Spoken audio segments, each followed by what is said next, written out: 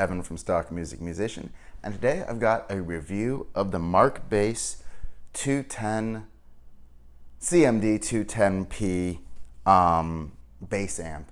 It's a great amp that I've been gigging with for a couple of years, and I want to tell you about why I enjoy it and why I use it today as opposed to other amps I've owned in the past. Now, the first thing I'm going to say is I'm not going to do any sound demos of this amp. There's plenty of other ones out there on YouTube. Just search for it. One of the big reasons is because I live in an apartment and I really can't turn it up loud enough to give you any idea of what it sounds like. But we'll start from there because this is a loud little amp. Well, maybe not that little, but also not that big.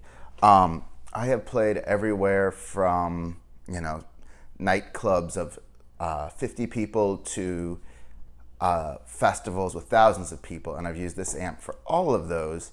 Now, I've never ever turned it past the volume up, maybe past 25%. This is,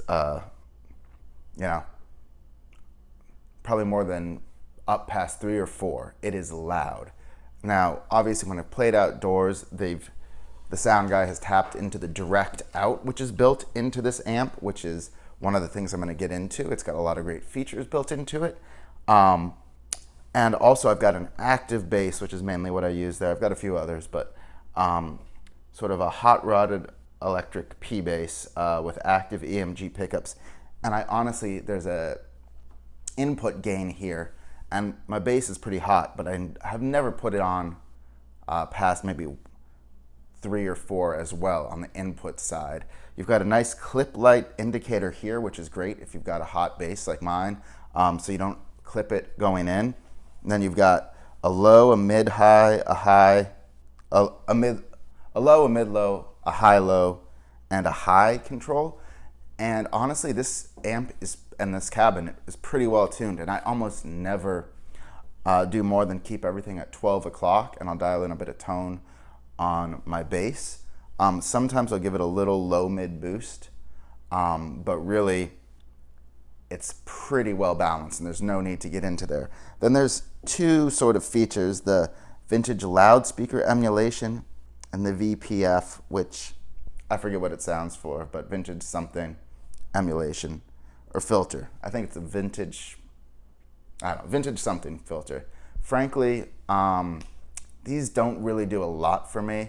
I sometimes put the vintage loudspeaker emulation up just a little bit. It sort of gives you more of that old-fashioned low-end sound. But honestly, the way I see this amp is and they've got the master volume and the power switch. And the way I really see this amp is as just this beautiful, clean, transparent sounding speaker cabinet combo.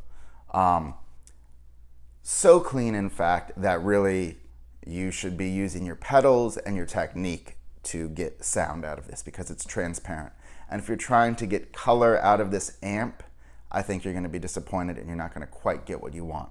But if you're going through your pedal board first and using some distortion, some overdrive, that sort of thing, then this amp's going to give you a great sound. So now I want to dig into some of the other just great intangibles about this amp. So it's just super user-friendly. The head here goes only about 2/3 of the way back into the cabinet. And there's this little panel here that you can pop out, which makes it really easy to get in here and to look at the back end. And there's an out for another extension speaker. There's a line out, a direct line out, and there's also a tuner out and an effects send loop. You've also got an XLR in and a 1/4 inch input up front in case you're coming out of a direct box or something like that. The other great thing is when you take this off, it allows a little more air to get into the head so you don't have to worry about it overheating. That's never been a problem for me. I've played outdoors at some very warm summer events in DC, and I thought I was going to get heat stroke. The bass amp never missed a beat. The The next great thing I like is, you can't really see it, but there's a sort of a Velcro strap almost in the back here. So when you unplug your amp, or if you want to put anything in this little storage area, it'll kind of keep everything in there for you. The next great thing is that it's got, it kicks back really easily. It's angled on the back, so you can kick it up, which is how you really want to do it. It's incredibly durable. You've got metal on the corners, a very solid metal grille here, which is reinforced with some rubber shock absorbers. Simple texture, and then perhaps my favorite thing about it as a gigging bassist is that it is light. I don't think it weighs more than 50 pounds. It's super easy to carry. I can carry it one-handed. There's handles, very solid, big handles like this thick around on each side, so you can really get under it, or you can carry it two-handed, which is even easier with thanks to the kickback, you can sort of rest it on you. Or if there's a narrow staircase, you can easily do it one-handed down. I'm not a huge guy, I'm like 5'8", 165 pounds, and this is really easy to manage. So unequivocally, I would recommend this amp as a gigging bassist. It's loud, it's clean, it's really reliable, and it's portable, and it's pretty affordable.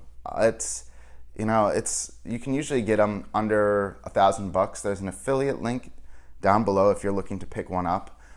Usually around like $950 is what I've seen them. I've also owned like Gallion Kruger heads with Ampeg cabinets. In the past, I've owned a Carvin combo, which was just a terrible disaster. I've gigged with a lot of different Ampeg sets that have either been part of the house setup or with other bands, also some Trace Elliott stuff. And honestly, I don't think I would change this amp for the world. Although part of me wishes they make a smaller version, but it's not really that much smaller. It's like, they have a 112 and they have a 115 setup, but you don't really save much space or weight. And I wish, honestly, like, this thing is so loud that I could do with half the power.